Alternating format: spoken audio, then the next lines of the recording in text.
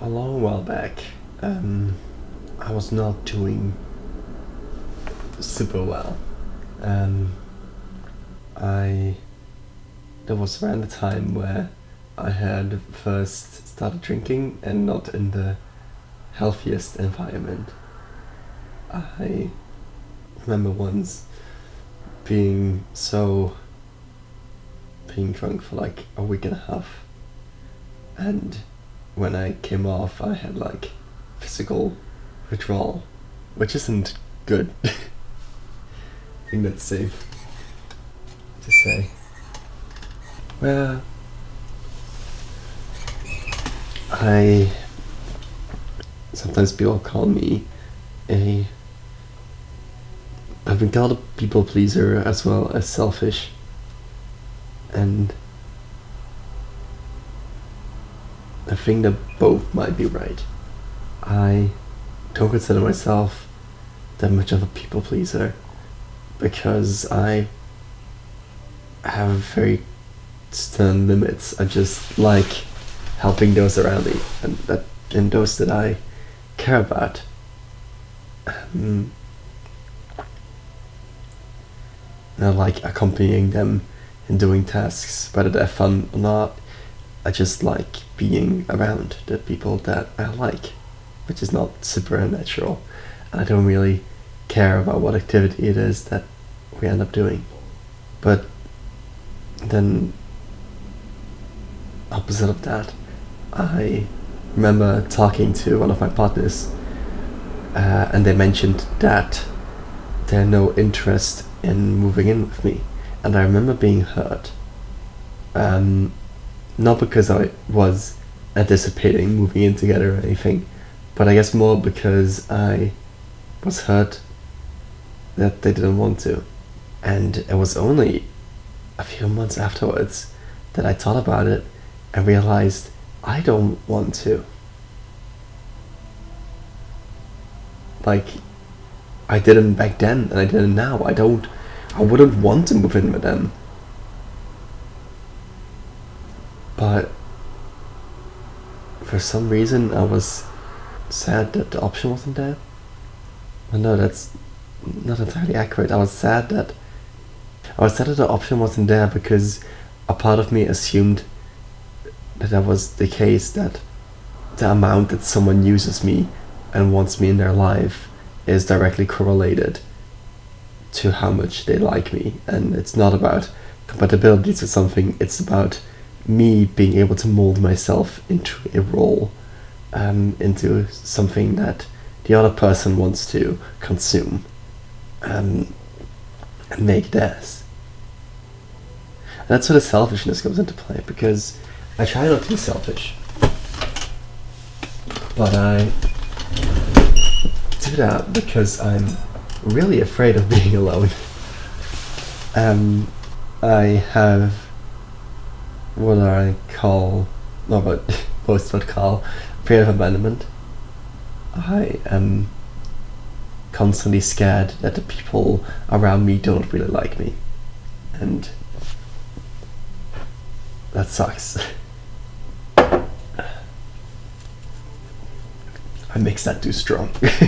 I'll be honest, I don't know if you saw, I don't know if the camera picked up how much vodka I put in there. I mean, water. I don't know if you can drink on YouTube. But let me tell you, it was not the bad ratio. I grew up in a situation where I didn't really like going outside. Looking back on it, it's very obvious why. I was struggling with a lot of things. I was a little thing I like to call a depressed child. I had autism and concentration problems, and even though there were attempts to accommodate this, it was never perfect. Also because the needs and wants of neurodivergent and mentally ill people has yet to really be standardized. Well, standardized sounds weird, normalized, I think is more correct. I grew up in a time where it's definitely better than before to have mental health issues. I wouldn't want to think what would be of me being as queer and as mentally ill as I am 50 years ago. I don't think I would have been very beloved. So I don't really blame anyone for the failure to accommodate me in that sense. But also I was struggling with gender, which I didn't know yet. Now looking back, it's very obvious, and I'm taking girl pills and I'm happier than ever, which is great. Like, to finally be comfortable in my body is such a weird twist for things to take. But I wasn't as a kid. I hated going outside, I hated buying clothes because none of the clothes fit me. I mean, they fit me physically, but it didn't fit with what I wanted to be. But what I wanted to be was too expressive, and I didn't want to draw attention because I wasn't comfortable with myself just yet. So usually when any activity happened, I was difficult, I guess. I didn't want to go out. I cried a lot as a child. And I'm sure that was very difficult to deal with because I didn't like anything. I remember disliking amusement parks, going shopping, going shopping for clothes or grocery shopping. I disliked parties. I disliked just even sleepovers. I would usually get antsy to get back home sooner than later, no matter if they were at my place or at someone else's. It's very clear looking back how much I struggled with being a child, and I can definitely confidently say that I do not miss being a child. I would have preferred if I had a redo that I could be a child whose needs could have been more accommodated, in the sense of that I would have been able to express that I am trans, or just being born a girl. That'd be easier. It could add some little steps. Although I do like being trans. I'm not ashamed of it or anything like that. But yeah, I didn't exactly have a running start, and now I'm doing better, and I'm very thankful for that, and that's really nice. But it does mean that essentially everything I did as a child that wasn't instigated by myself, and when you're a child, what can you really instigate? It was a few things like going outside to some specific places, or video games that I played at my place that I got to instigate and genuinely enjoy because I got to kind of feel like myself. So I'm very used to this prospect of what I like not mattering too much. And that makes sense. I don't really blame my parents for this, because what could you have done? Kept me inside for my entire life? I don't think that would have been healthier. I had a rough start, whether it's caused by my parents' inexperience with topics or just society at large. It's column A and column B, so I have a hard time really actively blaming them for it. Don't think it'd be helpful to. It wouldn't give me more peace. But it doesn't change that that's the case. I grew up not liking what I was, and not doing what I like. And I think my brain has kind of normalized that. I don't really trust my own judgment. With the depression came a lot of insecurities. And with the insecurities, and with the mental, and with the neurodivergency being treated the way I was, especially at the time. Not that it's not now, but became infantilizing. I wasn't really trusted to do things.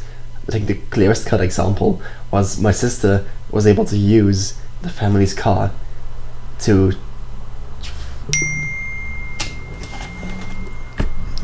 mute that. My sister was able to use the family's car to try driving, and I wasn't. I think it's a very clear example. And for the record, I hate driving, so I don't really care that much about it, but it's a good example. And it's this infinite cycle, because every time I fucked something up, I had a low confidence, and every time I fucked something up, my confidence got lower, and with a lower confidence comes more fucking up. You have to, the fake it till you make it thing is not a clean cut way of gaining confidence. However, there is a certain truth to it. If you get too much in your own head, you're gonna fuck up. And that's the case of a lot of things. So, but to tie that back, I realized that I didn't hold my own wants into account, and there is a limit to how much I do that currently. It's not to say that I don't. Every time I feel pressure to do something, I am very strong at being able to say no. If I want to go home at this point, I do. I'm able to communicate that better. My limits and wants, I can communicate them. However, I still struggle in certain aspects. If friends ask me what to do or what I want to eat, I usually can't really answer. I don't know whether it is because I'm genuinely okay with everything, or because it is that I don't trust my own judgment, or that it's because I want to have my friends be the happiest that I possibly can be. And if that means eating pizza, then it's pizza. And if it means eating sushi, then it's sushi. Not less sushi, because that depends on my economic status. It can be expensive. But yeah, it is hard to differentiate that, right?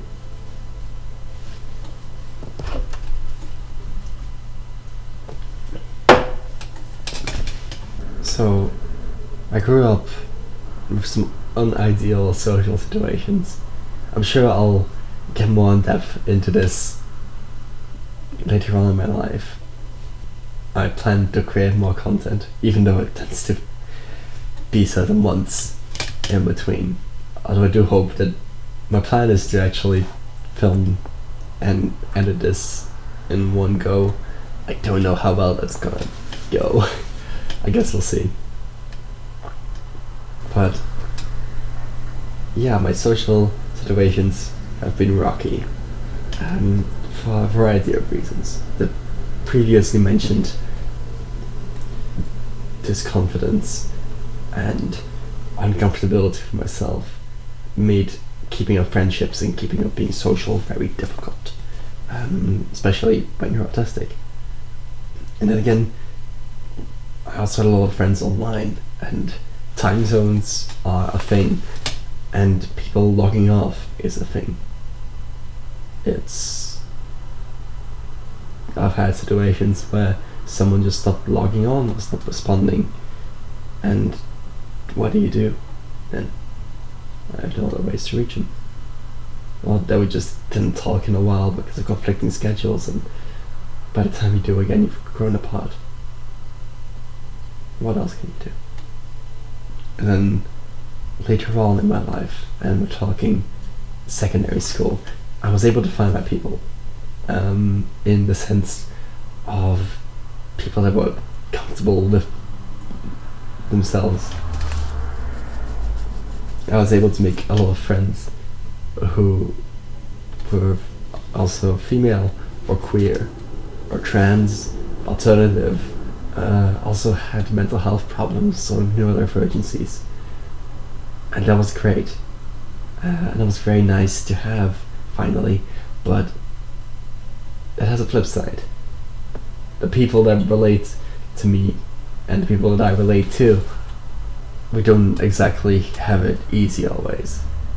I might not have to tell you this, depending on who you are, but there are some institutional problems in society,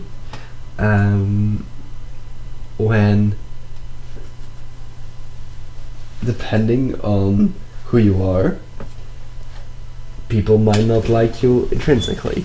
I was able to find people with mental health problems that got mistreated because of either actions I undertook or because of them, or even just for having them, for having that diagnosis itself. And the same with neurodivergencies. People that were ostracized by their families, even their own parents. And the more you get older, there are different ways of coping with that, because usually those problems are not individual. Well, they are to a certain extent, but not fully in the slightest. Acceptance of you from other people is not something you can force, especially when there's a world out there where the places that you can get married for being queer barely, if not outweigh, the places you could get killed. Or best case scenario be that. So a lot of my friends turned to substance abuse. Cheers. A cat. But Sana, I hear you say. You're drinking vodka Red Bull. Well, vodka Monster to be exact, but yeah, I'm no better.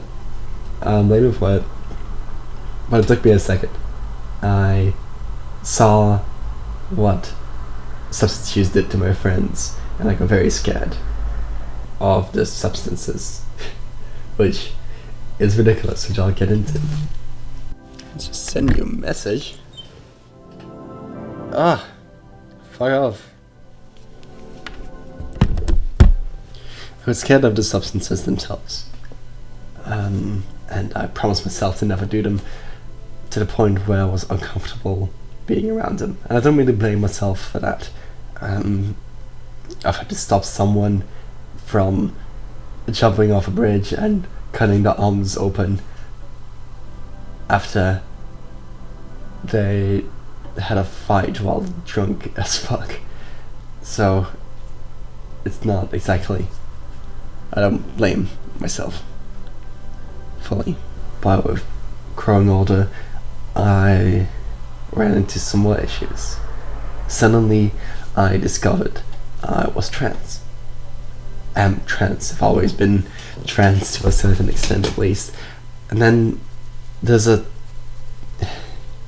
I like being trans. However, I did not like discovering it. Because there's a certain existential dread that you have to get over. That is the possibility that for a lot of trans people, myself included, it feels like you wasted every single previous year of your life. That it could have all been better and more correct, and you could have felt more like yourself if you knew earlier, if you were born as the other gender. You feel robbed of opportunities and of friendships, of the body that you'd feel comfortable in, about emotions, about experiences. You begin to question every single year and every single experience and every single friendship, every single event, and it hurts a lot. And I was not able to deal with it well. So I heard there were ways to stop that hurt from affecting me, at least.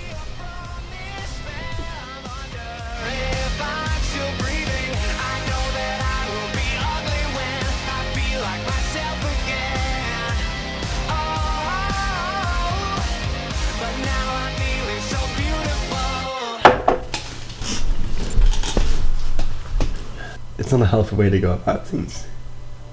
You can't run from your problems. I'm a big proponent of therapy after spending way more time than I should have being drunk, getting dragged into drinking, but also dragging people into drinking.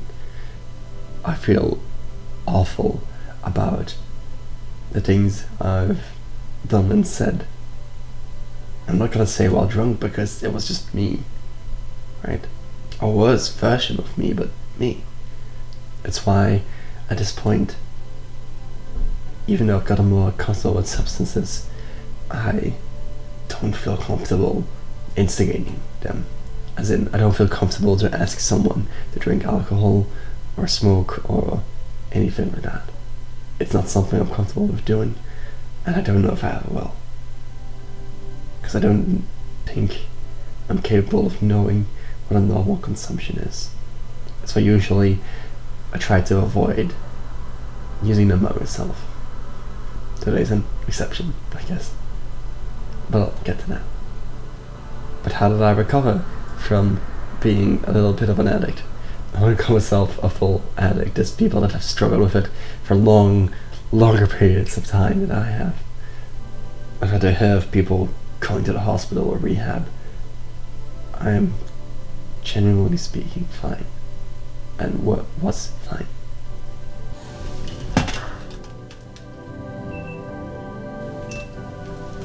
Okay, second recording camera. Clap sync. Because the battery's low and I don't want... I'm afraid it will just quit without saving any out footage, and that would suck. It's a good time to mix a little bit, right?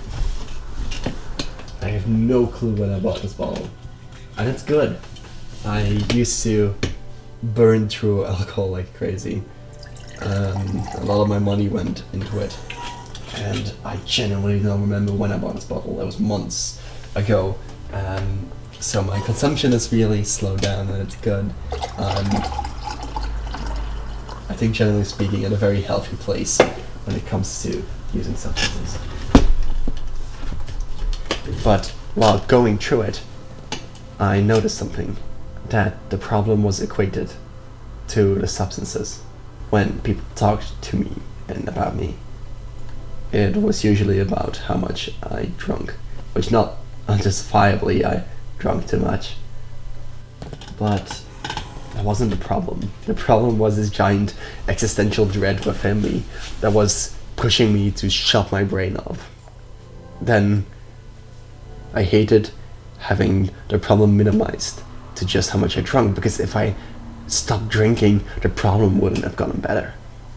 I'd just be tormented by it more, but not necessarily dealing with it more. That's not to say that the drinking helped, au contraire. But it wasn't the problem, it was a consequence of it. A consequence that ideally wouldn't happen and had to be quelled, but it's not a source. Then later on in life I got more political and activistic, and then I started to look back on the substance use of my friends and those around me, and I realized that blaming the substances was dumb.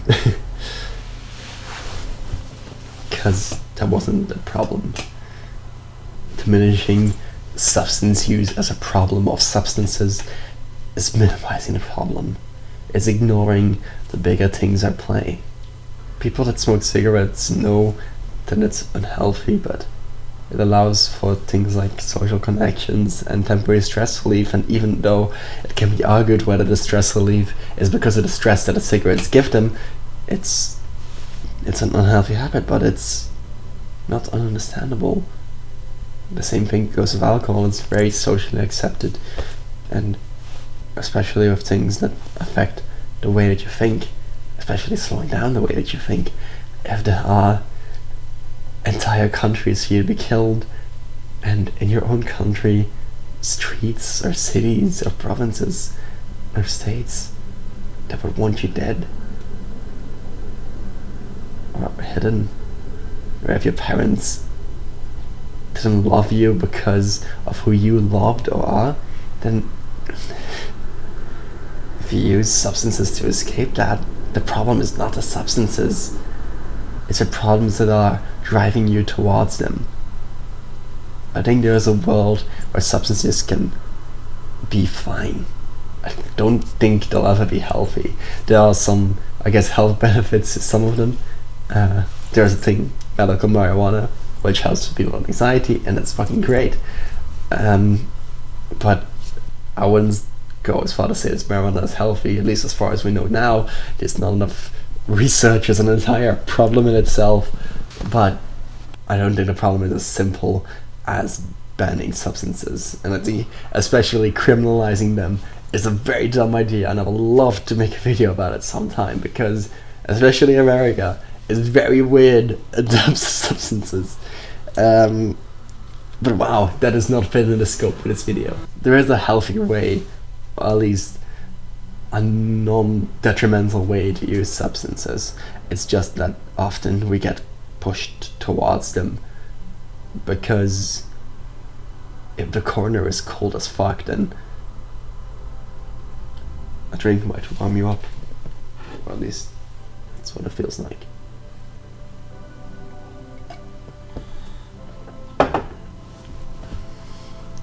I recovered over time, crying a lot and dealing a lot of my issues and going to therapy and having friends that, even if they ended up leaving, still helped a lot, and some of them stayed and I love them.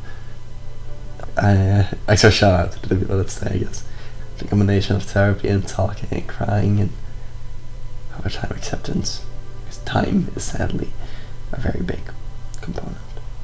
I was able to make peace with who I am and was, even if it's hard.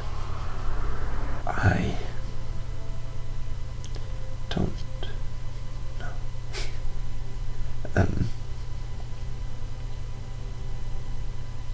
But how do those two subjects correlate, right? Substance use and people pleasing / fear of abandonment.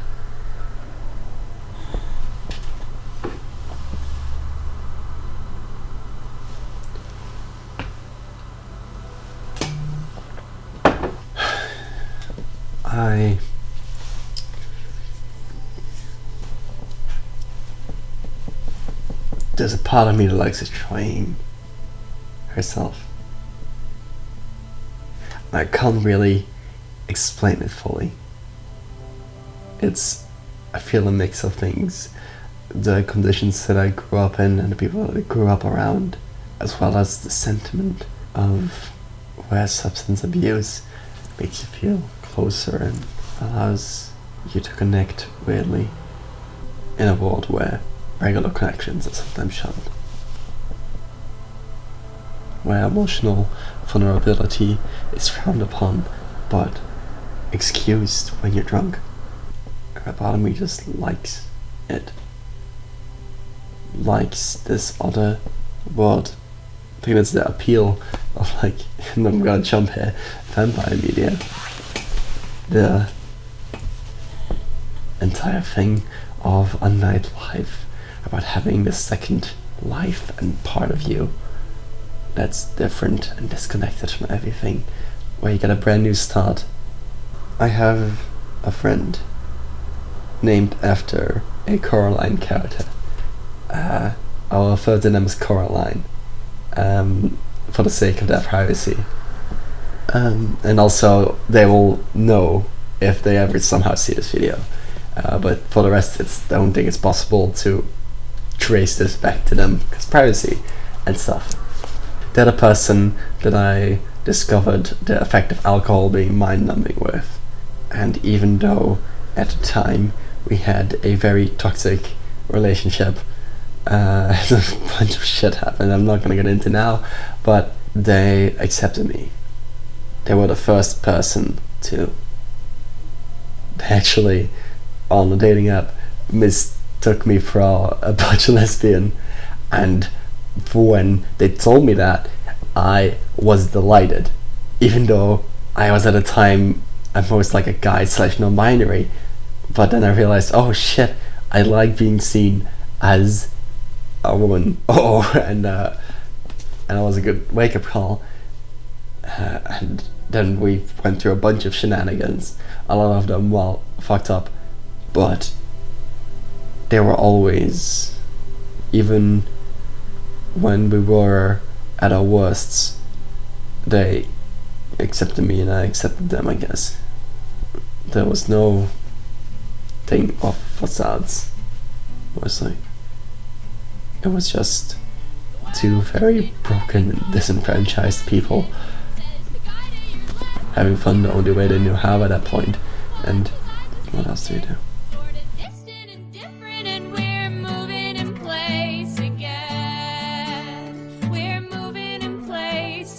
dirty. Man, I really hope I get this video out. I saw I experienced full breakdowns and fear, and it was a lot. It was a lot to deal with, but at this point I consider them a very great friend, and I don't know how they're doing because as far as I know they're in and out of rehab. I don't hear for them a lot. In between those, I just kind of have to hope that they're not dead.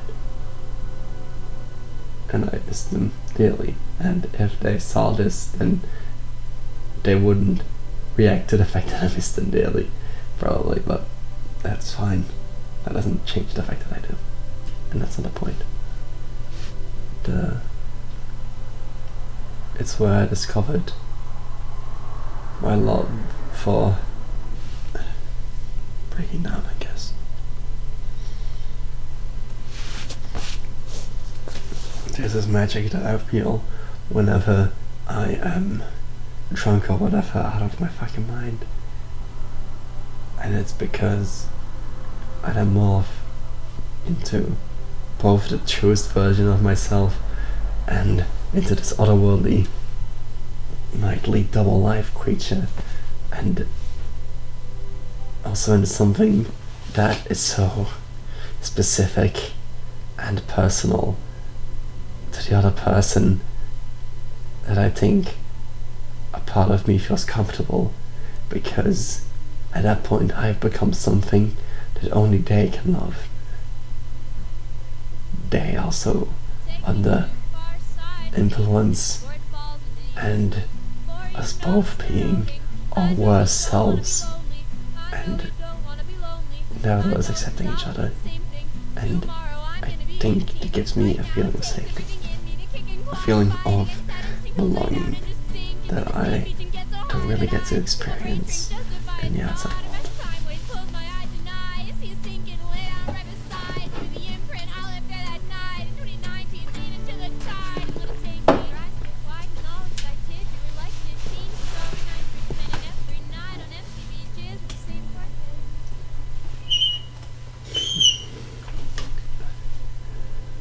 That doesn't mean that I don't want to use substances, no.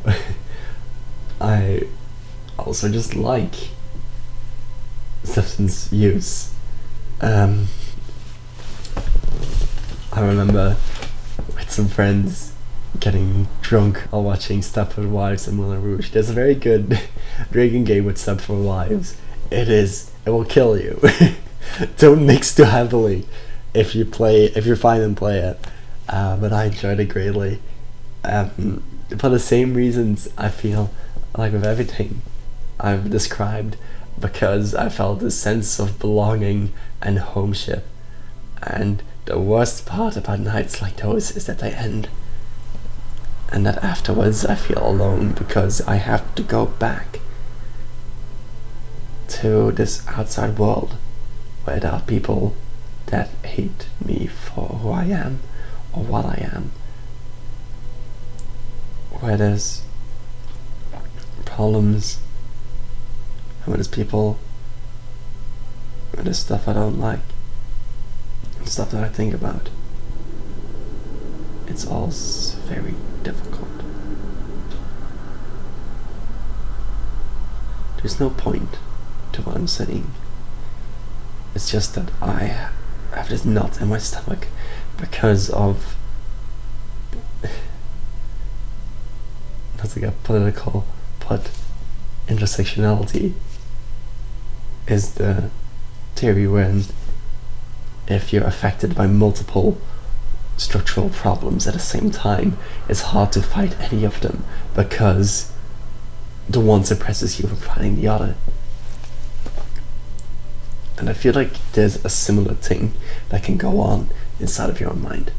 Not that they're comparable problems, mind you, but I feel like there is also an intersectionality that can happen in your brain where one problem stops you from fighting the other.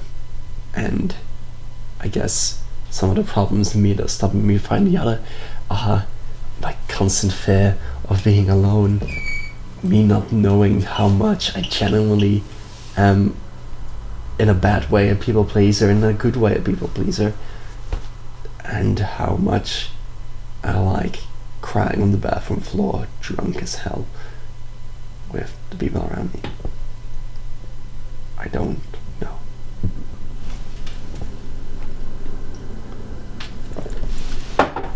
So there's no point to this.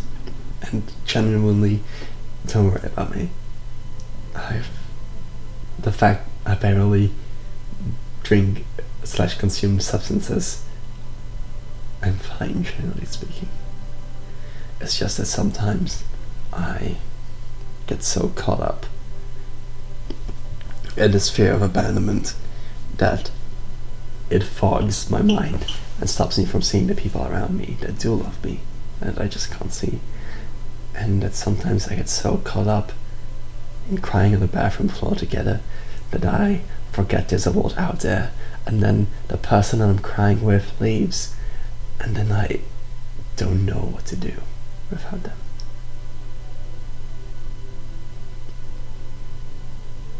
And that's all very difficult.